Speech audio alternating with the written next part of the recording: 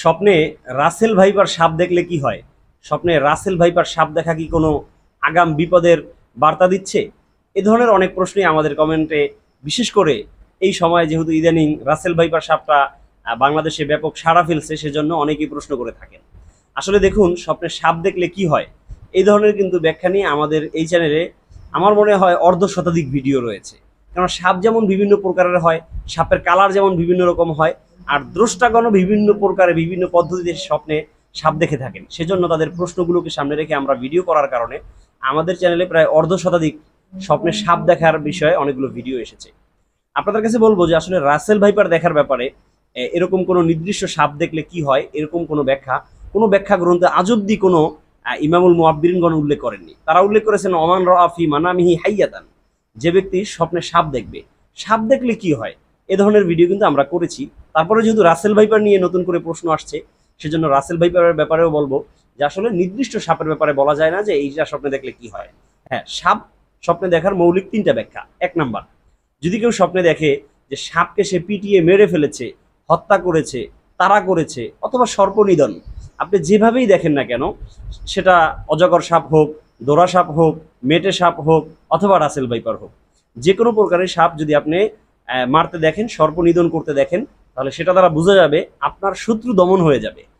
আপনার আশেপাশে আপনার কলিগ, আপনার সহপাঠী, আপনার সহকর্মী, পাড়া প্রতিবেশীদের ভিতরে যদি কোনো শত্রু থাকে, সেই শত্রুরা দমন হয়ে যাবে, তারা আপনার কোনো ক্ষতি সাধন করতে পারবে না। এক নাম্বার। দ্বিতীয় নাম্বার হলো, যদি স্বপ্নে কেউ দেখে সাপ তাকে তাড়া করছে, স্বপ্নদ্রষ্টা যিনি, তিনি সাপের ভয়ে দেশ ছেড়ে পালাচ্ছেন, অথবা তার স্থান ছেড়ে অন্য স্থানে স্থানান্তরিত হচ্ছেন, সে দৌড়াচ্ছে, তাকে ধাওয়ানোর চেষ্টা করছে, এইভাবে যদি কেউ দেখে, তাহলে বুঝতে হবে যে তার শত্রু খুবই ভয়ঙ্কর রূপ নিয়ে তার সামনে আসতে চলছে এবং তাকে নিয়ে কোনো চক্রান্ত বা ষড়যন্ত্র করতে চলছে, যার ফলে স্বপ্নের ভিতরে তাকে আগাম বার্তা দেওয়া হচ্ছে শত্রু ষড়যন্ত্রের ব্যাপারে। তৃতীয় নাম্বার হলো, সাপকে যদি কেউ নিরহ অবস্থায় দেখে, ফর এক্সাম্পল, যে সাপ দূরে কোথাও অবস্থান করছে, আমাকে দেখে সেও দৌড়াদৌড়ি করে নেয়, আমিও তাকে দেখে ভয় পাইনি, আতঙ্কিত হইনি, এইভাবে যদি কেউ সাপকে দূর থেকে দেখে, তাহলে সেটা দ্বারা বোঝা যায় দুইটা জিনিস।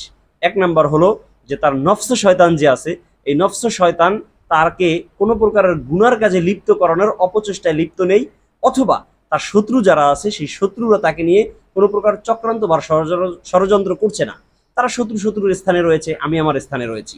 অর্থাৎ শত্রুদের নীরবতা পালন করা, এমনটা বোঝা যায় সাপকে যদি কেউ নীরব অবস্থায় দেখে। মোট কথা, সাপ স্বপ্নে দেখার মৌলিক ব্যাখ্যা হলো, সাপ অর্থ হলো শত্রু। সেই শত্রুটা নফস শয়তান হতে পারে, অথবা সেই শত্রুটা বাস্তবিকই আপনার কোনো দুশ্মন হতে পারে।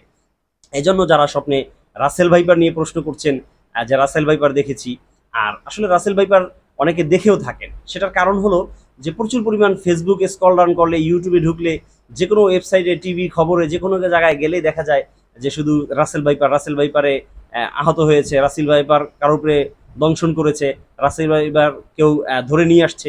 এই বিভিন্ন প্রকার খবর আর নিউজগুলো আমরা দেখার কারণে আমাদের এই দিনের বেলায় এই বিষয়গুলোকে কেন্দ্র করে রাত্রিবেলায় আমরা সেই রাসেল ভাইপারকেই স্বপ্নে দেখে থাকি।